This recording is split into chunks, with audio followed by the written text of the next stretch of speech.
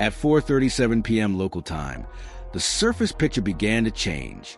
Multiple Venezuelan ships altered course within a short window of time. The movements were subtle. Bearings shifted by only a few degrees. Speed increased marginally. From a distance, nothing about the maneuver appeared dramatic. There were no radio calls. No navigational warnings were transmitted. No signals accompanied the change. On the open ocean, the moment passed without sound, but the geometry was already beginning to shift. The U.S. Navy destroyer continued on its planned transit. Course remained steady. Speed did not change.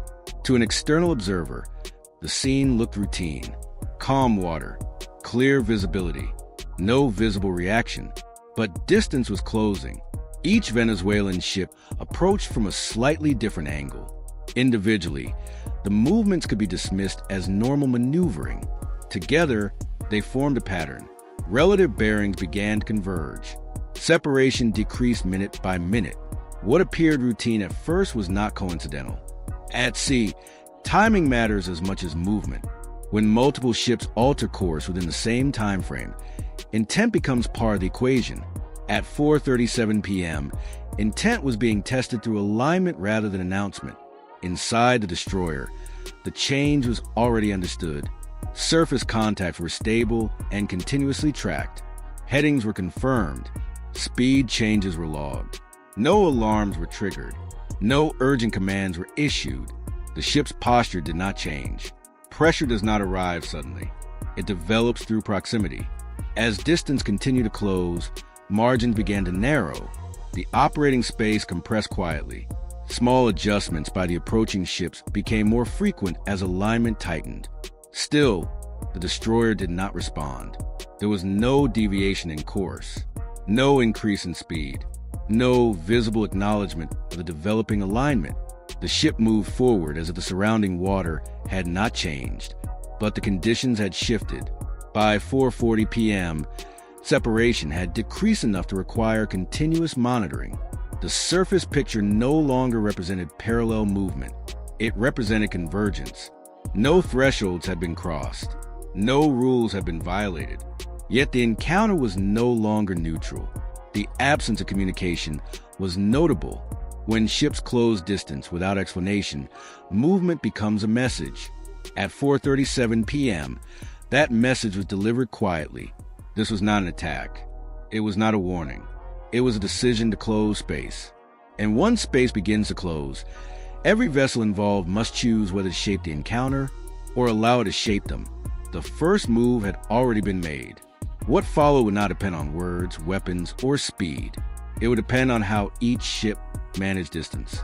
Long before the movement became obvious to the eye, the surface picture was already complete. Contact had been established earlier and remained under continuous tracking. Radar returns provided consistent updates on range and bearing. Electro-optical systems confirmed classification as distance allowed. Speed and heading data refreshed automatically, forming a stable operational picture. Nothing appeared suddenly. Inside the U.S. Navy destroyer, the situation did not unfold as a surprise. It developed within an already understood framework. Every movement was measured against baseline behavior that had been established well before 4:37 p.m. Detection does not begin at proximity. It begins with pattern. Individual ships can alter course for routine reasons, navigation adjustments, sea conditions, standard maneuvering. But when multiple surface contacts adjust heading within the same time window, correlation replaces coincidence.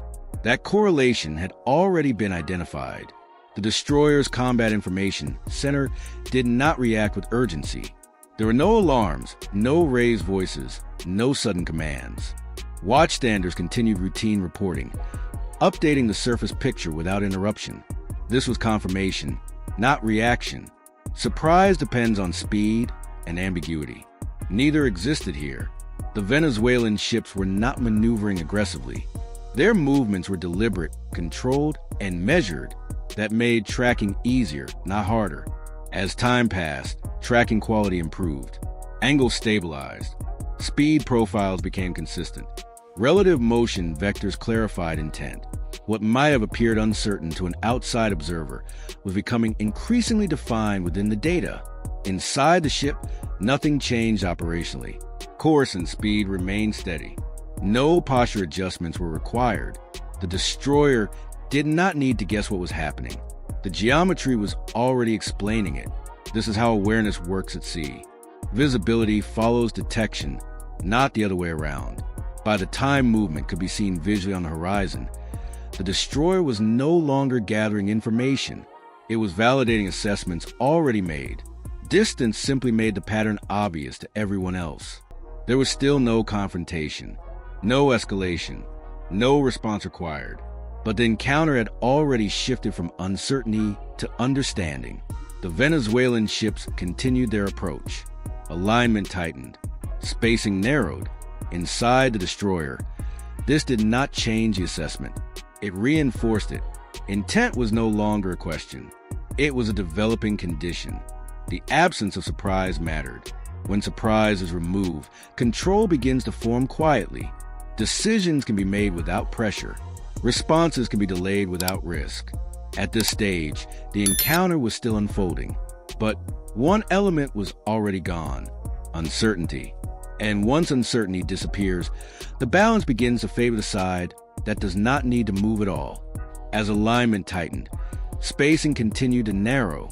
The change did not occur through a single maneuver. It developed through sustained movement over time. Small course adjustments accumulated. Speed differences became more frequent, though still controlled. From a distance, the formation looked stable. Within the geometry, options were beginning to disappear. Close alignment demands constant correction. When ships operate within reduced spacing, even minor deviations require immediate response. Each correction preserves position, but it also consumes flexibility. That trade-off was now becoming visible. As spacing narrowed, maneuvering margins shrank. Turning room decreased. Acceleration options became limited. The ships could still move, but they could no longer move freely. This is the hidden effect of compression. Externally, the posture appeared assertive. Proximity suggested confidence. Alignment projected presence. Internally, commitment was forming. Each adjustment tied the ships more closely to the formation. Breaking alignment would require a visible maneuver. Holding it required continuous effort. Both options carried cost. The Venezuelan ships chose to hold. Corrections increased in frequency. Small heading changes followed one another in short intervals. Speed adjustments repeated to preserve spacing. The formation remained intact, but it demanded attention. Patterns began to emerge. Movement sequences repeated. Corrections followed similar timing. Heading stabilized within narrowing ranges. What had once been dynamic now became consistent. Consistency creates predictability. Predictability simplifies anticipation. The destroyer did not respond to these changes. It did not need to. Every correction revealed information. Every maintained alignment confirmed intent. As minutes passed, the operating picture became easier to forecast. Projected positions converge along expected paths. Relative motion vectors repeated. The formation no longer introduced uncertainty. It reduced it. This was the moment commitment replaced flexibility. The ships were no longer shaping the encounter through movement. They were preserving position within a shrinking set of options. That distinction matters. Shaping space expands possibility. Preserving alignment restricts it. The tighter the spacing became, the more effort was required to maintain it. The formation held, but its efficiency declined. Each additional correction maintained presence but added constraint. Externally, nothing appeared wrong. Internally, leverage was thinning. Compression had transformed proximity into obligation. The ships were committed to the posture they had created. Adjusting it would now require visible change. Movement patterns continued to repeat. Predictability increased.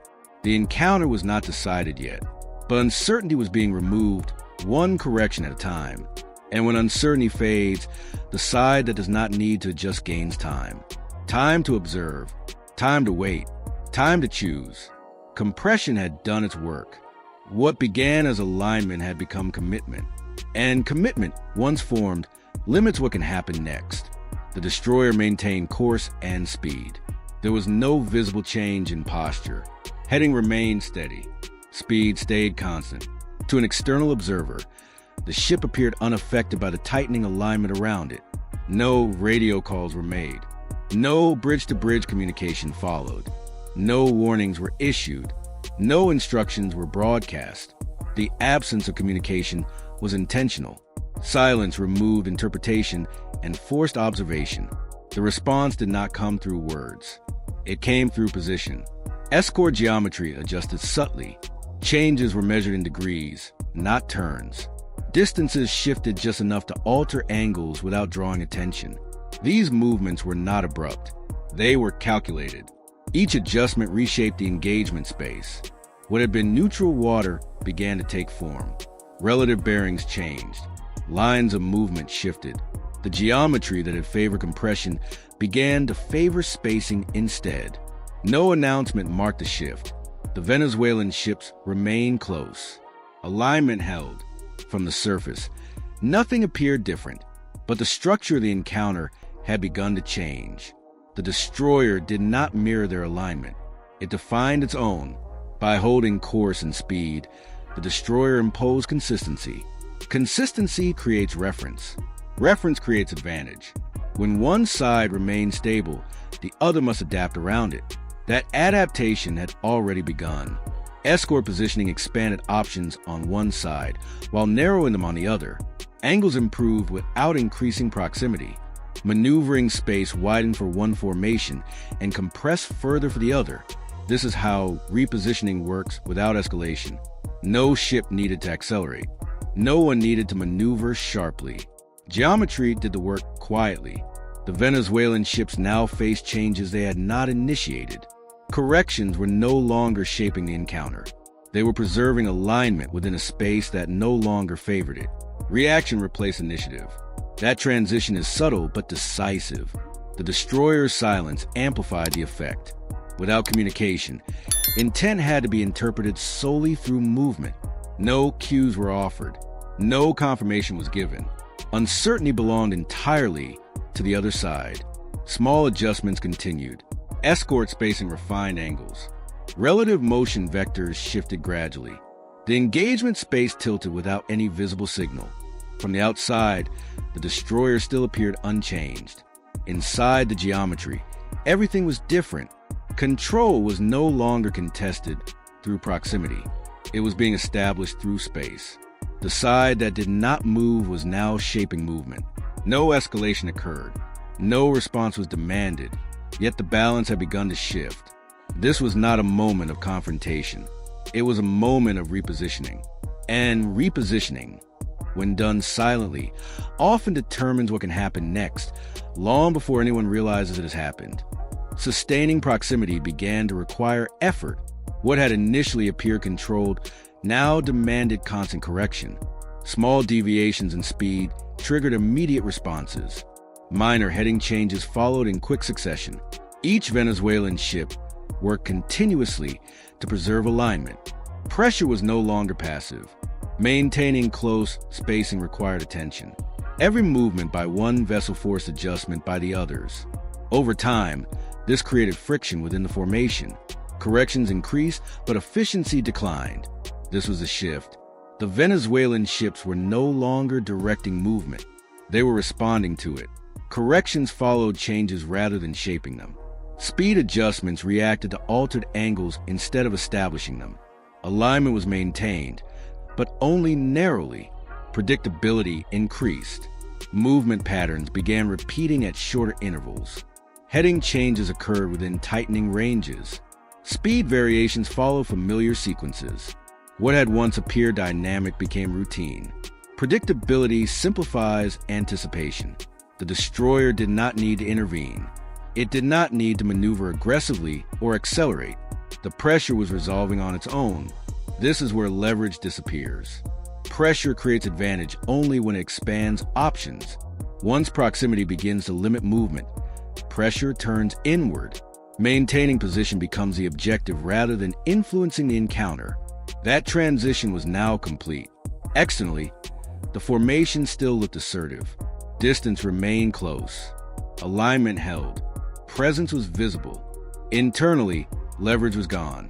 Breaking formation would require visible movement. Holding it required constant adjustment. Either choice introduced risk without restoring advantage. The ships were constrained by their own proximity. This was not a failure of coordination. It was a consequence of commitment. The closer the ships aligned, the fewer options remained available. The destroyer's posture remained unchanged. Course and speed continued steadily. No visible response was offered. Stability imposed structure. Structure shifted the burden of movement entirely to the surrounding ships.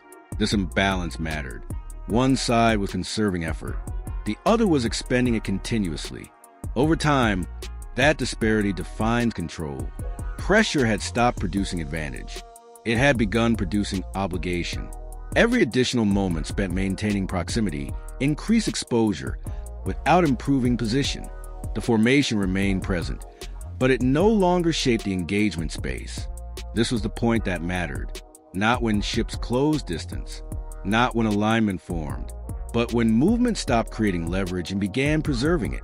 Initiative belongs to the side that forces adaptation. At this stage, adaptation was happening in only one direction. The encounter had not ended, but its direction had already been set. Distance began to increase gradually. There was no single maneuver that marked the transition. Separation developed through a series of small adjustments. Speed differences emerged subtly. Relative bearings widened over time. Courses began to diverge. The change was not coordinated. Each Venezuelan ship altered course independently. Alignment loosened. The compressed geometry that had defined the encounter slowly relaxed. No escalation occurred. There were no sudden accelerations, no sharp turns. No visible signals accompanied the movement. The disengagement unfolded without urgency and without communication. The U.S. Navy destroyer continued its transit unchanged. Course remained steady. Speed held constant. There was no visible acknowledgement of the separation taking place around it. To an external observer, the ship appeared to be operating under routine conditions. As distance increased, maneuvering space expanded. Correction frequency decreased. Relative positions stabilized at wider angles. The surface picture simplified as the need for continuous adjustment faded. The surrounding ships continued to separate. Each vessel followed its own course. Speed variations increased slightly as formation discipline dissolved. What had once required coordination now required none. The operating environment normalized. Sea state remained unchanged. Visibility stayed clear. External conditions did not influence the resolution. The outcome developed independent of weather or traffic. Tracking continued until separation exceeded interaction thresholds. Once distance widened sufficiently, emphasis returned to routine monitoring.